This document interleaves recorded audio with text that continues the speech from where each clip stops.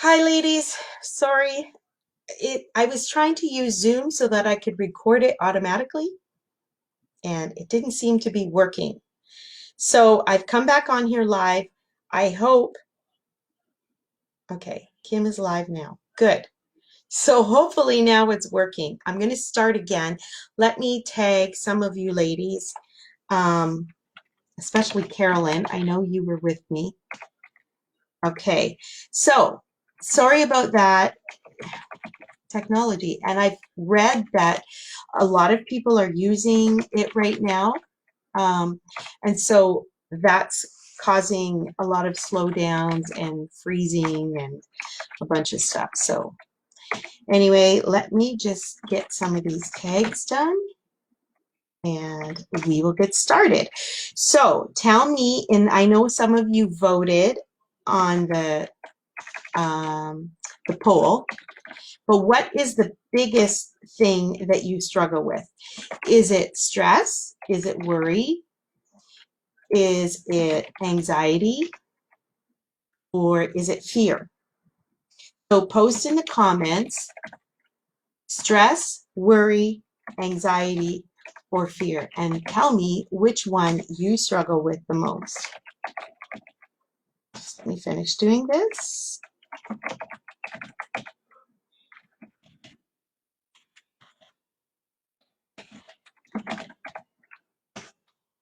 Two more. Thank you for being patient.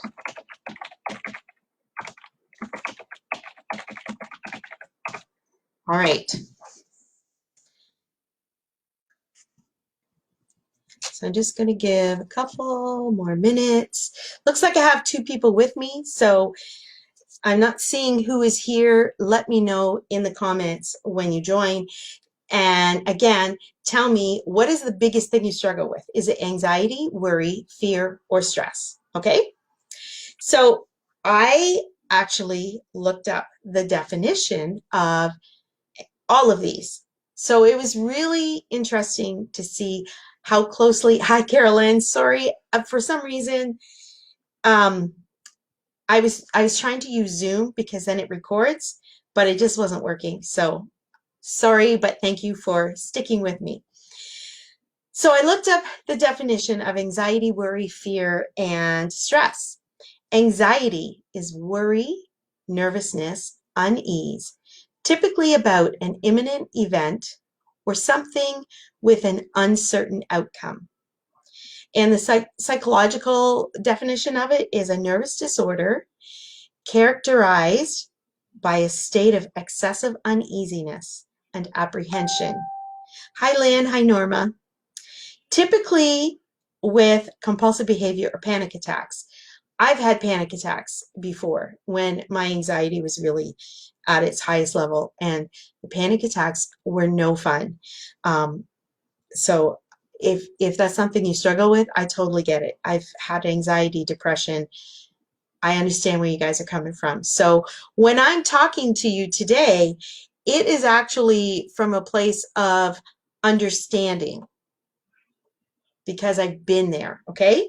So anxiety is worry, nervousness, unease, typically about an imminent event or something with an uncertain outcome.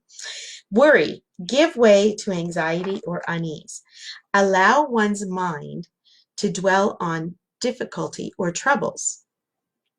To torment oneself with cares and anxieties. And then they also had another definition as related to dogs or carnivores. And this one I thought was really interesting. To tear at, gnaw on, or drag around with teeth. So this is in relation to, let's say, a dog. So look at this one. The worry is to torment yourself with cares and anxieties, or to tear at and gnaw on and drag it around with your teeth. That's a really descriptive definition of worry. And fear is an unpleasant emotion caused by the belief that someone or something is dangerous, likely to cause pain or a threat. So when you look at the anxiety, the worry, and the fear, when you allow that, or when that takes over your emotions, no wonder we're under so much stress. And you can see how they intertwine and work together. Stress is a mental or emotional strain or tension. Become tense or anxious, weary, worry, subject to pressure or tension. A state of emotional or mental strain or tension resulting from adverse or very demanding circumstances. So you can see how when you are full of the anxiety, the worry, and fear, how that's going to really cause a lot of extra stress because it's that mental and emotional strain or tension. And when you look at the anxiety, the worry, and the fear, it's typically things that haven't happened or may never happen. And that, again, adds to the stress. So keep that in mind as we're talking today. It's about things that haven't happened and may never happen. And then the torment, the gnawing on, the dragging with our teeth, the tearing at. We do this to ourselves. It causes distress in all the areas of our body. It can, I hope, it can affect our sleep, our relationships, our appetite, how we show up for ourselves, how we perform at work. And typically the things that we worry, are anxious about, are afraid of, that we stress over, they typically tend to be the things that matter the most to us. But here was what was really cool. So I have adapted all of this from a devotion that I've been doing with the YouVersion Bible app, and it's called How Not to Worry. So if you're interested in that devotional, let me know, and I'll send you the link to it.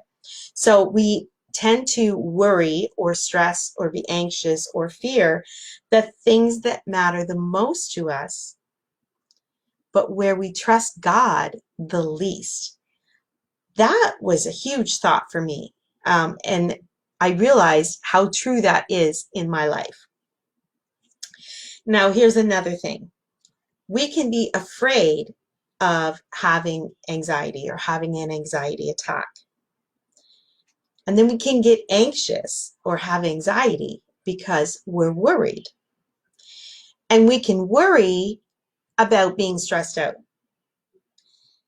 And then we get stressed out because of being afraid, anxious, and worried.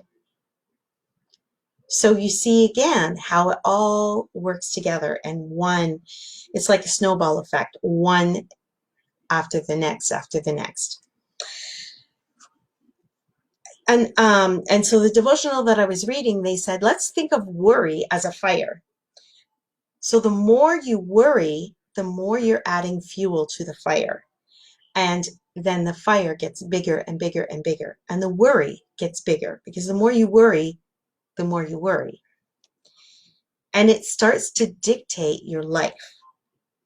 And when worry or anxiety or fear or stress dictates your life, then it makes all the problems bigger than what they really are. Now, let's look at this. If you didn't worry, how much extra time in the day would you have to be able to think about positive things? So instead of thinking about the negative things, the worry, the what ifs, what if you could think of positive things instead? How would your day change?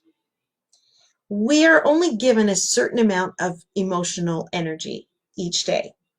So if we're spending that emotional energy by worrying, being anxious, then we don't have room with our emotional energy for the positive things, for the joyful things, the happy things. So here's something I want you to think about. How often do you dwell on things that you have no control over? either put it in the comments or I want you to journal about this later, okay? So how often do you dwell on things you have no control over? Okay, Carolyn, yeah, I'll send you, I'll post the link to the YouVersion devotional. So here's the question again. How often do you dwell on things you have no control over? All of the time. Yeah. I want you to take the time to journal about these things. So I'm going to put a bunch of questions into the comments as we're talking today, and I really want you to take the time to journal about it and think it through. And ask God to show you where you're dwelling on the things that you have no control over. Anxiety weighs down the heart, but a kind word cheers it up. So if you can switch from using all of your emotional energy to worry and be anxious, if you can switch that into something positive by cheering other people up, by doing things for other people, by filling up others' love tanks, that is going to greatly affect how much you worry. So replacing the worry with positive things. And that was Proverbs 12:25. Isaiah 41:10 says, "Do not fear, for I am with you. Do not be dismayed, for I am your God. I will strengthen you and help you. I will uphold you with my righteous right hand." Matthew 11:28. Come to me, all you who are weary and burdened, and I will give you rest. So those verses, we know them. Maybe you don't. Maybe you haven't heard those verses before. It's easy to just say, well, the Bible says this, and so just do it. It's easy to say that, but it's not always so easy to put into place. So I'm not going to leave you hanging there. But let's start looking at what worry and anxiety does. It doesn't produce any fruit. So nothing comes from it. No matter how much you worry, no matter how much you're anxious, it's not going to change anything. It's not going to change the outcome. It's not going to change the circumstances. The worrying doesn't prevent it from happening. When my kids were teenagers and I would be waiting for them to come home and maybe they were a little bit late, I would stay up worrying until I realized worrying wasn't going to change anything. Maybe if I was praying instead of worrying, but the worrying wouldn't change anything. The only reason I stayed up to worry was because it made me feel like a good mom. Instead of going to bed and just putting them in God's hands, I stayed up worrying because I thought that made me a better person. What we worry about is what we're devoted to. So instead of being devoted to worrying, let's devote ourselves to the people in our lives. Let's devote ourselves to building them up and strengthening them and helping them and being involved in relationship with them. God will supply every need of yours according to his riches and glory. Now, that doesn't mean everything that we want or everything that we think we need. This is the things that God knows that we need. And here's something I didn't realize before. When Paul wrote that verse, he was actually in prison. That was really cool. So he's saying, I know that God is going to provide all my needs according to his riches. And he was in prison. So if he can write that while he's in prison, what can we write now? I mean, I'm sure some of you feel like you're in prison, right? With this quarantine. But if he could write that when he was actually in prison, how much more so can we accept that? So another journal prompt. What do you worry about? Okay. And I want you to think about that. I want you to write it down today. What is it that you worry about? And what negative effects has worry caused you? What negative effects has worry caused you? That is a really important thing to think about.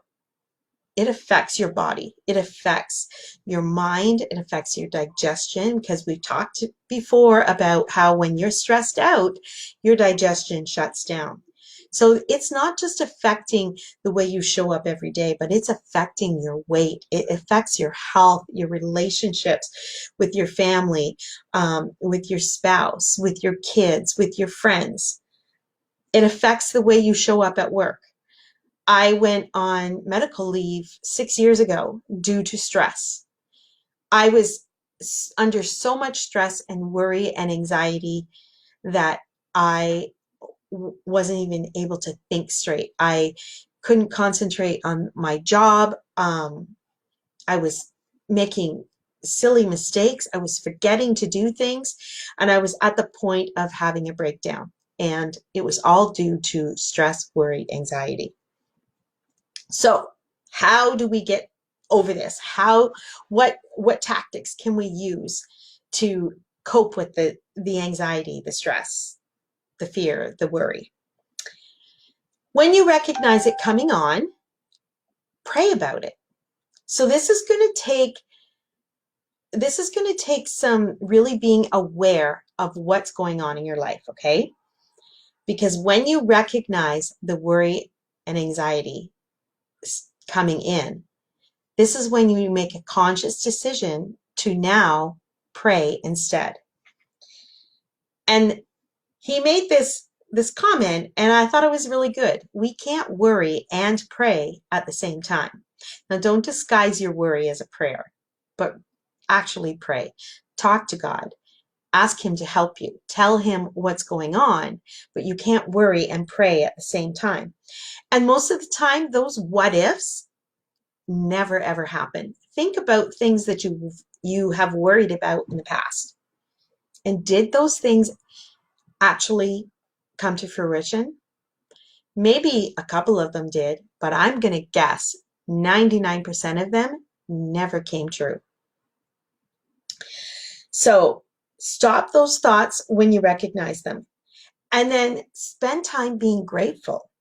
If you can be grateful, you're not going to worry as much.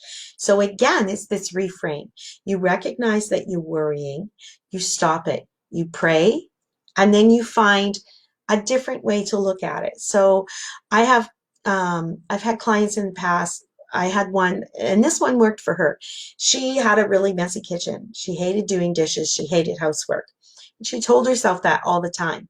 But when she reframed it and said, I like to have a clean house, I like to have a clean kitchen so that I can prepare healthy meals for my family. When she was able to change the way that she said that, it made all the difference for her. And it's made a difference for me as well. So instead of worrying, think of something positive that you can think of. Think of something that you can be grateful for that's happening, that's actually happening right now. And when you pray instead of worrying, that's success. And we may not be successful all the time. We're going to make mistakes, and we're going to catch ourselves in the middle of worrying or being anxious, and then we'll have to stop ourselves. But the more often you can switch what you're doing, the more often you're going to do it more quickly. So, what do you worry about the most? Which is a question I asked just a couple minutes ago. What do you worry about? But I want to know, what do you worry about the most? And is it possible that it may be made stronger because of something you're listening to, something that you're watching? If you're really worried about COVID-19, and you're watching all the news reports and listening to the radio and getting all the information you can on COVID-19, that's going to feed into that worry. So if that's something that's worrying you, stop watching it as often. Stop listening to it as often or reading about it. It's not that you're burying your head in the sand, but you don't need to have all that negative brought into your head. And I like this idea.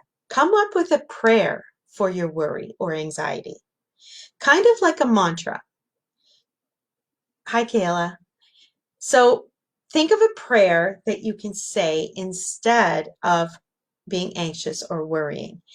And then when you recognize that this is coming up, when you know the prayer that you're going to say or kind of an idea of it, then you don't even have to think about it. You just say it. So maybe that means putting it on some Post-its and putting it around the house. Just a simple prayer.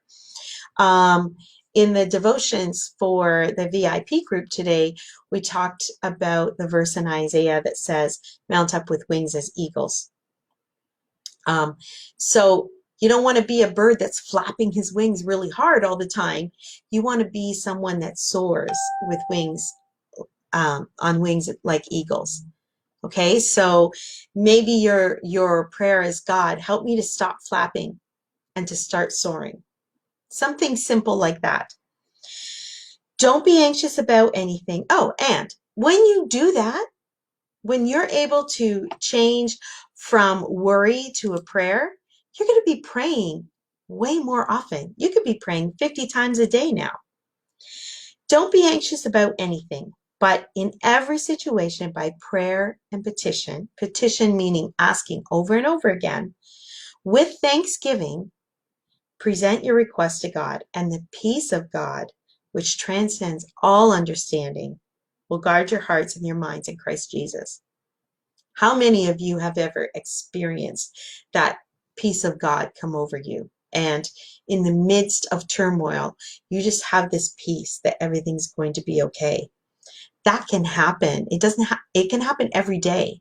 You don't have to wait until some big moment. It can happen every single day in every little situation. Sometimes our anxiety or fear or worry comes because we don't know if God's actually going to do what we want him to do. And so typically that can be revolved around our kids, our marriages, our finances, families, healing. So if we have this idea in our mind that we want God to do something a certain way, and he's not doing it the way we want him to do it, then we start to worry. And what it really boils down to is, are we really trusting that God is going to look after that situation? So one of the ways to deal with that is to look at, what has he done in the past? So again, we're going to look on the past. In the past, when you've worried about something, has God looked after it? Has God provided for you? Has he been faithful? Reflect on those times. And that is another thing I want you to journal about. What has God done in the past? Okay? What has God done in the past? Remember that he never gets tired. He never sleeps. And the Bible says he grants us overwhelming victory. He cares so deeply for us. He looks after everything, and we are the most important thing on this earth to him. He loves us more than we love our own family. He loves us so deeply. So if he loves us that deeply, what stops us from trusting that he has our best interests at stake? Yeah, it may not happen the way we want it to happen. Yeah, bad things are going to happen. But when we can lean on God during those bad times, that makes such a big difference, right? It makes a difference in the way we show up for ourselves. It brings that peace on us. So, are you ready to be a warrior instead of a worrier? I liked that. He said that in the devotional, and I thought it was great. So what do you think of when you think of a worrier and you think of a warrior? Which of those two do you want to be? What do you think of when I say those two words? I want to be the warrior. When I think of a warrior, I think of a person like sitting, cowering in a corner, chewing her nails, scared and shaking. But when I think of a warrior, I think of putting on armor. And the Bible talks about putting on the armor of God, right? So putting on that armor. And I think of Braveheart standing up and fighting and overcoming and winning. So which do you want to be, the worrier or the warrior? Romans says that we are more than conquerors.